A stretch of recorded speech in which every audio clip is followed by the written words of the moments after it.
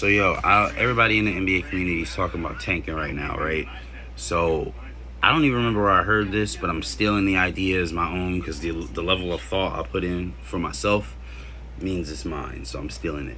So here's how you stop tanking, right?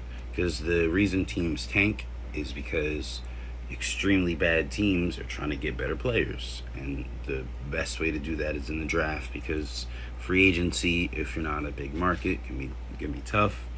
You know what I mean? And the higher you pick in the draft, the better you have a chance of getting a better player that you can develop around and become a better team, right? So we all get that. So here's how you stop tanking. You only count losses within 10 points towards your lottery odds.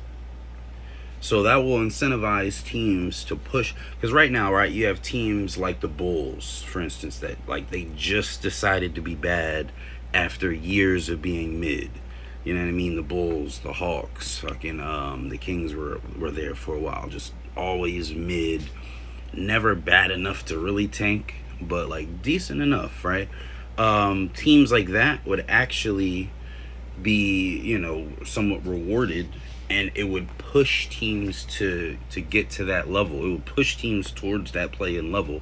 So teams would make moves like the Wizards just did, and they would bring in like a young team would bring in like a Anthony Davis and a Trae Young to try to make their team better drastically. Now the Wizards are doing it organically, right? Because they're tired of being bad. But under this plan, every bad team is immediately going to be like, yo, what vets can we get to get decent so that we can be competitive? You're immediately going to increase the competitive,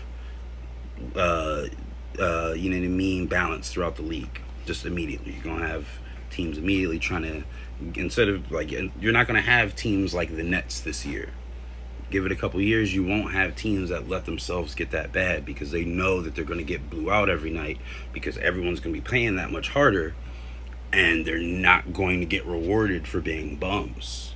You know what I mean? So they'll like, and then it also puts the pressure on GMs. Like, again, I keep going back to the Bulls. Their bum ass GM they ain't did a trade in like half a decade. Just sitting there, just happy, like, hey, we selling tickets and sodas, so we're cool. It'll force them to like, yo, you know what I mean? You'll be, again, because the level of overall competitive balance will increase. It'll force those mid teams like, all right, we gotta keep pushing, and it'll make teams like the Pelicans like, yo, we can't rest on our laurels no more. We gotta like be more aggressive. It's gonna help the trade market because of that very fact. And I mean, I don't know. It's a really good plan. I think that makes sense. Um, it's not really any immediate negatives I can think of. Like, um, bad teams might not have a mechanism to become competitive and become championship contenders by signing, like mid-level guys and margin work.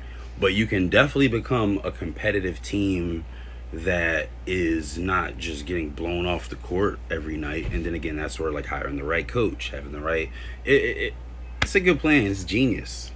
It's genius for real. Yeah.